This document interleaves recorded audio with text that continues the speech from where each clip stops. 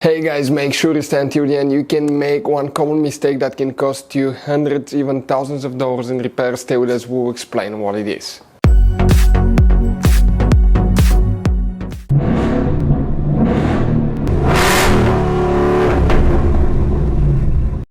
Hey guys, welcome back to Free Car Repair. Thank you guys for watching and subscribing to the channel. Today will be super helpful video to any of you having a Toyota Corolla, that generation that you see right here from year 2013 to year 2019. If you guys have one of those, you have a problem where the AC doesn't blow cold air.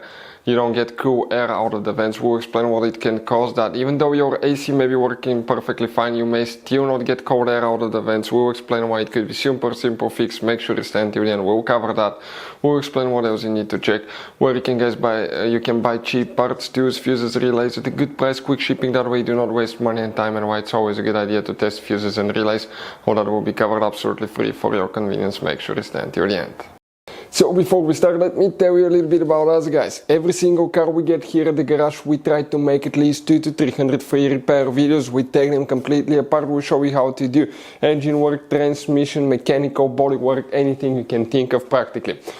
On this channel specifically, we'll be making at least 150 to 200 videos about that Toyota Corolla, that generation guys. If you have one of those, we'll be making a video for every single fuse, every single relay. Let's say you're in the middle of nowhere, your car does not want to start, you can, and you find out that the fuel pump is bad, you're not getting fuel, you can just search for fuel pump relay, fuel pump fuse really quickly, watch the video, spend a minute or two, replace it, you're back on the road, because the writings on the fuse boxes are very vague and most people will not even know what they mean. So we'll be making videos about every possible fuse and relay in that Toyota Corolla. So let's start on it now.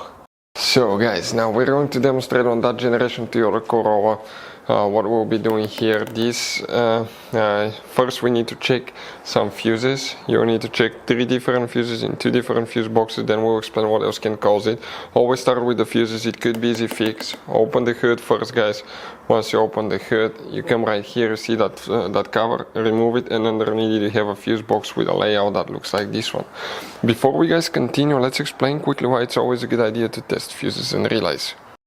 So let me explain why it's super important guys to test fuses. Fuses, not often you can see if they're burnt or they're good. Sometimes they may seem perfectly fine, you think it's a good fuse, you put it back in and you end up spending money and time on parts and problems that do not exist guys, when all you had to do, test your fuse, find out it's bad, replace it, fix your problem. So we will have a video how to test a fuse, okay, different kinds of fuses, and how to test relays guys. We're going to put the link in the description of the video below specifically to that video. Please check it out.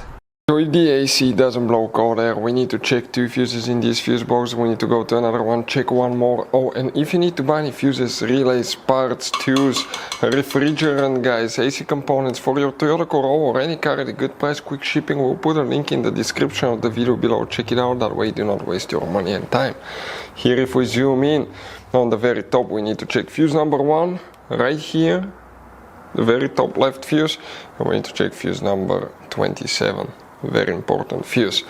Now, if you come here, you need to open the driver door, look under the dash, on the bottom of the dash.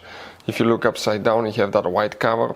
Remove it. Underneath it is the interior fuse box. Here we need to check fuse number, that's 17, 18, 19, 20, 1, 2, 3, 4, 5, 6, 26.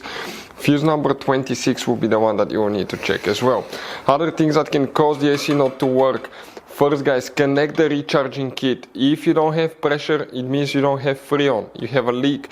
If you have good pressure, you don't have a leak guys. If it's empty, that means that you have a leaking hose maybe, condenser, radiator, evaporator, or it could be leaking compressor too. Now if you have pressure and it still doesn't work, it could be bad AC clutch. If you want to see how to test AC clutch, we have the video on our channel. Or if you need to replace it as well, we have that video. It could be bad AC compressor. It could be guys a device that's installed on the high pressure AC line that's known as AC pressure switch. The purpose of that device is to detect if you have enough pressure in the AC system so the engine computer can safely activate the compressor. If the AC pressure switch doesn't work, if it's not plugged in or the wires are broken, your AC will not work. Another thing, and that most people don't think about is if you have a bad radiator fan, your AC will not work. And the radiator fan may not work due to bad fuse, relay, or bad fan control module. We have multiple videos on our channel where to find the radiator fan, fuse and relay on Toyota Corolla. But if the fan doesn't work, the engine computer will deactivate the AC compressor. That way the car will have a lower chance to overheat. And even though if your AC works perfectly fine, but you still don't get cold air out of the vents, it could be something else. Behind the dash, depending whether you have a single climate control or dual climate control, if you have single, we have one. If you have dual, we have two special devices known as blend door actuators. The purpose of those things practically is to turn from hot to cold to regulate the temperature.